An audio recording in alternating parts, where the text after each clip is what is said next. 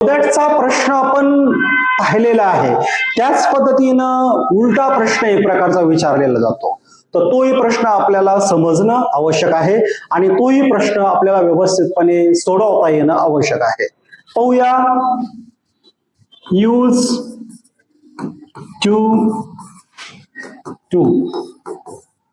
म्हणजेच काय, टू चा वापर करा. मग टू चा वापर करा कशा पद्धतीने केला जाऊ शकतो, डायरेक्टली आपण सेंटेन्स पाहूया. जर एखादं वाक्य, Priya is so beautiful that she cannot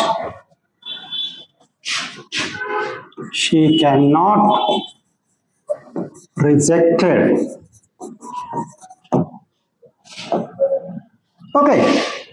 sentence जर असेल, Priya is so beautiful that she can not rejected, आणि ब्रॅकेट मध्ये इन्स्ट्रक्शन असेल, यूज टू म्हणजे टूचा वापर करा. म्हणजेच काय, दुसऱ्या शब्दामध्ये जर सांगायचं म्हटलं तर इथे आहे रिमूव्ह, म्हणजे मूव्ह करा, काढून टाका. काय काढून टाका, सो आणि दॅट काढून टाका.